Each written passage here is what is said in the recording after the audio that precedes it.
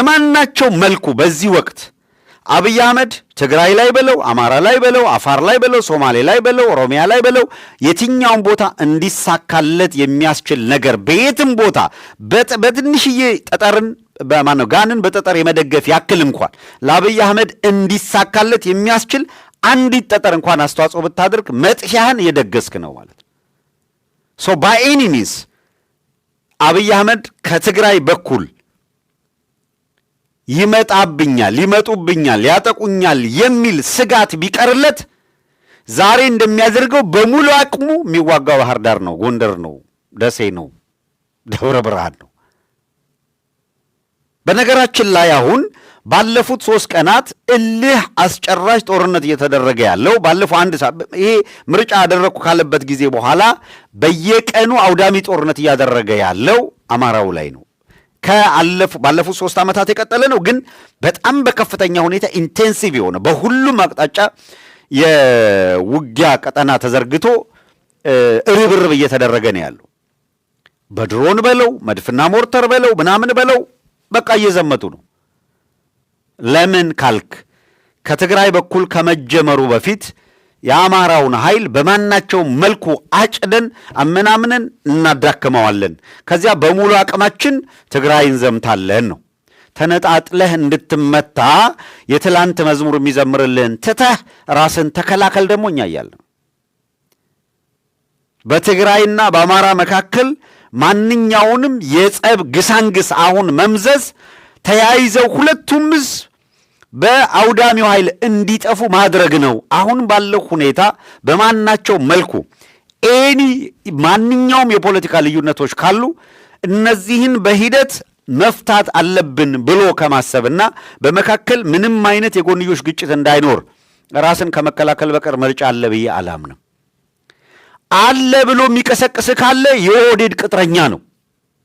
አለ ብሎ የሚቀሰቅስ ካለ ሰሜን ኢትዮጵያ መጥፋት አለበት ብሎ የሚያምን የብልጽግና ወንጌል አማኝ ነው። የአብይ አህመድ ነቢይ፣ የአብይ አህመድ ፓስተር ሊሆን ይችላል።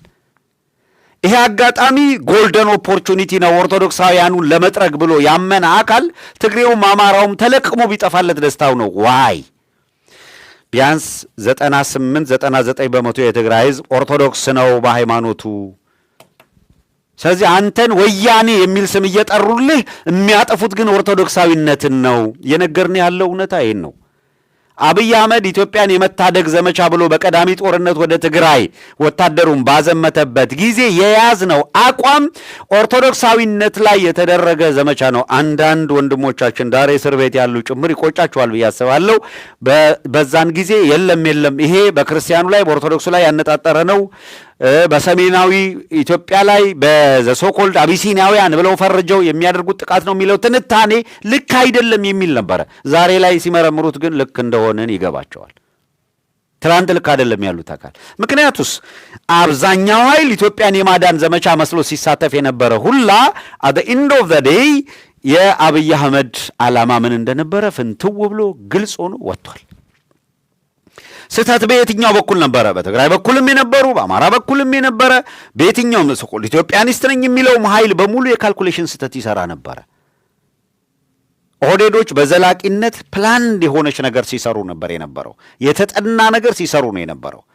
አማራውና ትግሬውን ለማጫራስ ምን ማድረግ ይቻላል ብለው አቅደው ፖይንት ለይተው በትግሬና በአማራ መካከል ወይም በትግራይና በአማራ መካከል ለጦርነት የሚያበቁ ለጸብ የሚያበቁ ነገሮች ምንድን ናቸው? እነዚህ አካላት የቅራኔ ምንጮቻቸውን ከዘጉ 4 ኪሎ ላይ ኦህዴድ አሁን የያዘውን ጉልበት ይዞ መሄድ አይችልም።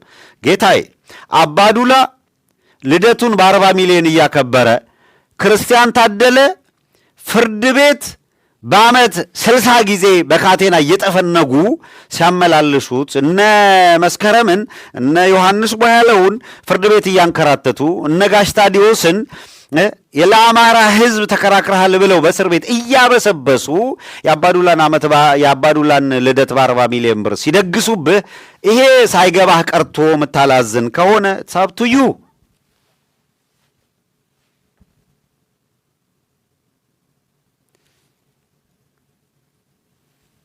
ሪያሊቲው በምን መንገድ እየሄዱ እንደሆነ ተመልከት።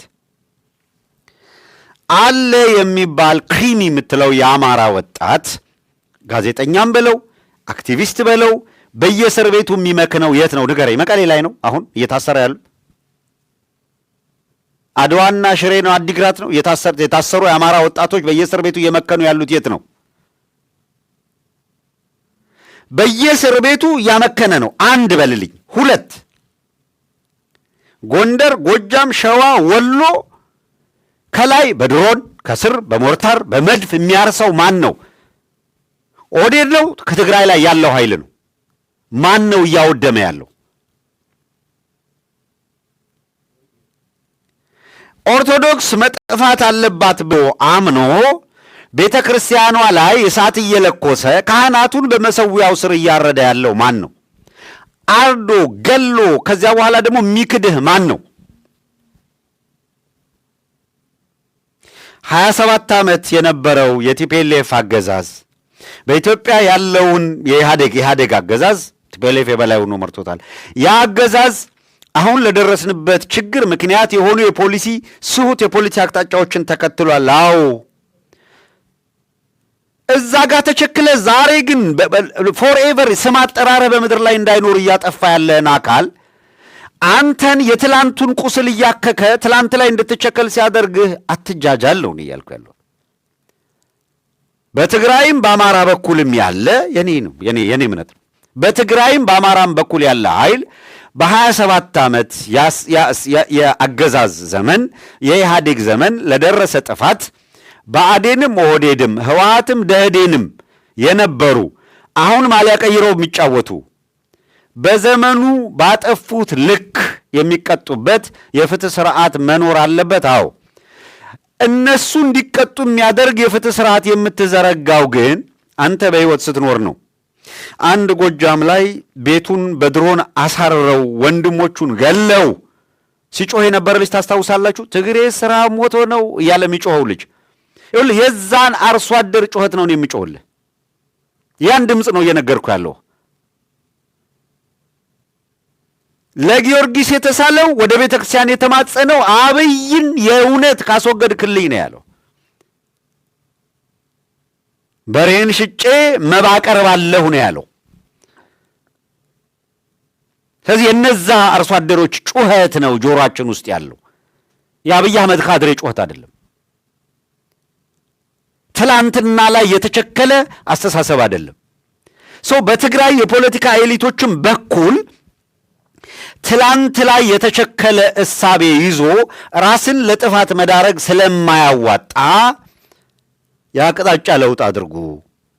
በአማራው በኩል ያለው ኃይል ትላንትና ላይ ተመስርቶ ነገን ማጨለም ይኸውልህ፣ ይሄ ፕሮቴስታንት ነኝ የሚል በዚያ ስም የተከለለ የጴንጤ አብዮት አድራጊ ኦርቶዶክሳዊ እየወደመ ነው። የኢትዮጵያ ኦርቶዶክስ ቤተክርስቲያን እያበቃላት እያከተመላት ነው። በዚሁ መሰረት ቅራኔ ውስጥ ከተን እናባላቸው ብሎ ትላንትን ይሰብካል። ተመሳስሎ አማራውኑ አንተ ውስጥ ያለ ይመስላል። አይደለም፣ ዓላማውን እያሳካ ነው። በዚህ መንገድ ነው የኢትዮጵያ ኦርቶዶክስ ቤተክርስቲያን የሚያበቃላት ብሎ እየዘመተ ነው። ሃይማኖትን እያጠፋ ነው። ሰው የሃይማኖት አጀንዳ ይዘው የሚንቀሳቀሱ አካላት ስላሉ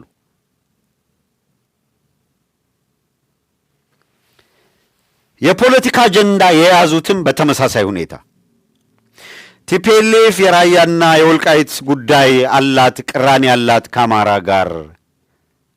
አዎ ኮንቴስትድ ኤሪያ ተብሎ የተቀመጠው ማለት ነው። የሚገርመው የአብይ አህመድ ካድሬ ሆኖ የብአዴን ውላጅና የዚያ ፖለቲካ ተሸካሚ ሆኖ አጣዬን 10 ጊዜ ካወደማት የአብይ ጋቸና ሲርና ጋር አብሮ ቆሞ ወለጋ ላይ አማራውን እንደ ቆሻሻ ጨፍጭፈው በጅምላ መቃብር ሲቀብሩ ከነበሩ የጋቸና ሲርና የና አብይ አህመድ ሰዎች ጋር ሆኖ አዲስ አበባ ላይ አማራውን እየጠረገው ካለው ኃይል ጋር ሆኖ ኦርቶዶክሳውያንን እያወደመና አብያተ ክርስቲያናትን እያቃጠለ ካለ ኃይል ጋር ቆሞ ራያና ወልቃይትን ከመጣ እኮ ይወስድብሃል ይላል። ራያና ወልቃይትን ይወስድባችኋል የሚሉን እኮ ከምድር ገጽ እኮ እያጠፉን እኮ ነው እንዳንኖር። አስተውላችኋል? ወያኔ ሲመጣ ወልቃይትን ይወስዳል ይልህና አብይ አህመድ እኮ ገና ጎጃምን ገንጥዬ ፓርቲ አደራጃለሁ ብሎ እኮ በሚዲያ በአደባባይ እየተናገረ እኮ ነው። ወሎ ሰሜን ኦሮሚያ ነው እያለህ ካርታ ስሎ አስቀምጦ እኮ ነው። አንተን ስለ ወልቃይትን ጉዳይ አንስቶ አይ ዋነኛ ጠላት ወያኔ ነውና ከሱ ጋር ተዋጋ ይልሃል ማለት ነው። በጎን ከወያኔ ጋር እባካችሁ እያለ አማላጅ እየላከ ዓለም አቀፍ ዲፕሎማቶችን እያናገረ ኑ እንታረቅ ይላል። እንዴት የሽመልስ አብዲሳና የእነ አብይ አህመድ እንደዚህ ያለ ተራ ውዳቂ ፖለቲካ ኢንትሪግ እንደው ትልቁ ስብስብ ነገር ሆኖ እንዴት መጫወቻ እንሆናለን የሚል ጥያቄ ነው እያነሳን ያለን ፎር ቦዝ ሳይድ፣ በዛኛውም በዚህኛው በትግራይም በአማራም በኩል ላለው እያቀረብን ያለነው እኮ የትግራይና የአማራ ህዝብ በወልቃይትም በራያም ጉዳይ በዘላቂነት በሰላማዊ መንገድ ችግር ፈቶ 1983 ከመጣው የፖለቲካ አስተሳሰብ በፊት ለብዙ ሺህ ዓመታት በጋራ የኖረ ህዝብ ነው። የአገረ መንግሥት ግንባታ የጋራ ታሪክ አለው፣ መስተጋብር አለው። ድንበር ብሎ አበጅቶ አያውቅም። የቋንቋ፣ የባህል፣ የወግ፣ የስርዓት፣ የስነ ልቦና ተዋርሶ ያለው ህዝብ ነው። አንድ ህዝብ ነው። ይሄንን ህዝብ በ1960ዎቹ የኮሚኒስት እሳቤ የመጣ የብሔር ፖለቲካ ድንበር አበጅቶ የአስተዳደር ወሰንና ማንነትን ያለየ ፖለቲካ በተከተልንበት ዘመን የመጣ ልዩነትና አደጋ ነው። ይሄ ሂደት ሂዶ ሁላችንንም እያጠፋን ስለሆነ አድቫንቴጅ የሚይዙና ኢትዮጵያንም የትግሬና የአማራ ከለር ነው ያላት፣ የሰሜን ኢትዮጵያ ከለር ነው ያላት፣ የሰሜን ኢትዮጵያ ሃይማኖት ነው ይጥፋ ብለው ወስነዋል።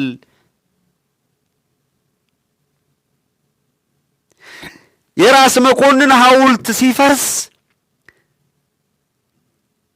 የሸዋ አማራ ነው ፈርጥ ነው የእሱ እንኳን ፈረሰ ካልክ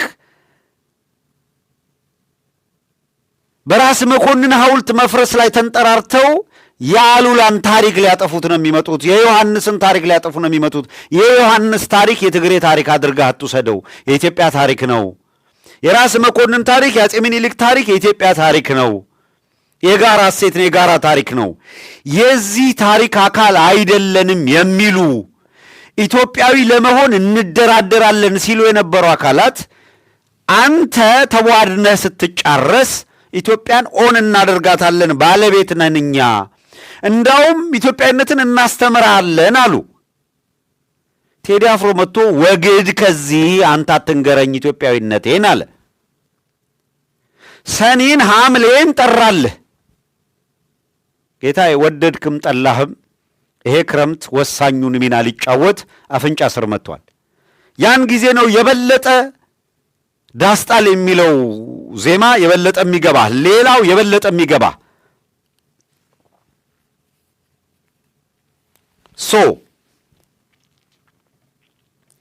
በትግራይና በአማራ ህዝብ መካከል ግጭትና ጦርነት እንዳይነሳ መከላከል ማለት ማንኛውም ኢትዮጵያን ወዳታለሁ የሚል ዘሶኮልድ ኢትዮጵያኒስት ነኝ ብሎ ራሱን የሚገልጽ ማንኛውም አካል የእውነት ከሆነ ኢትዮጵያ ትዳንልኝ የሚለው ትልቅ ሥራ መስራት ያለበት በሁለቱ ህዝብ መካከል ምንም መሰረት አድርጎ ጦርነት እንዳይነሳ መከላከል።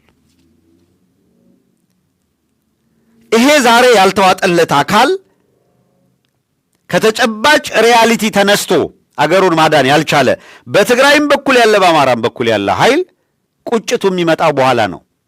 ይኸውልህ የአብይ አህመድ ወታደሮች፣ የአብይ አህመድ ጀነራሎች ኤርትራን አፕሮች አድርገው በአብይ አህመድ በሰጠው ተልእኮ መሰረት ከኤርትራ ጋር ሆነው ትላንትም ከትላንት በስቲያም ስናነሳ እንደነበረው በጋራ ጽምዶ ፈጥረው ይኸውልህ ጽምዶ እነሱ ሲሰሩት ነው አይደል ትክክል ቢሉት ኦህዴድና ኤርትራ ጽምዶ በፈጠሩበት ጊዜ ምን እንደተፈጠረ አይተናል። መጨረሻ ላይ ይኸውልህ በኤርትራና በአብይ አህመድ መካከል ግጭት ሲፈጠር የኤርትራውያን አቋም፣ የኤርትራ መንግስት አቋም የኦህዴድ ጀነራሎችን አናምንም የሚል አቋም፣ የኦህዴድ ጀነራሎች እምነት የሚጣልባቸው አይደለም የሚል ድምዳሜ ላይ ነው የደረሱት። መጀመሪያ ግን ጽምዶ ነበር በኦህዴድና በኤርትራ መካከል። አሁን ኦህዴድ ያችን ስለሚያቅ ትልቁ ህልሙም በትግራይና በኤርትራ መካከል ጦርነት እንዲፈጠርና ያ አውዳሚ ጦርነት ሁለቱንም እንዲያደቃቸው፣ እነሱ አስመራ ተሻግረው መንግስት ቀይረው ሊቀልዱ ነበር ሐሳባቸው። ነግረናችኋል፣ ተጨባጭ ማስረጃ ስለሆነ ኦህዴዶች እነ ሽመልስ አብዲሳ ቀይ ባህር ላይ ኢሬቻን እናከብራለን ያሉት ዝም ብለው እንዳይመስልህ።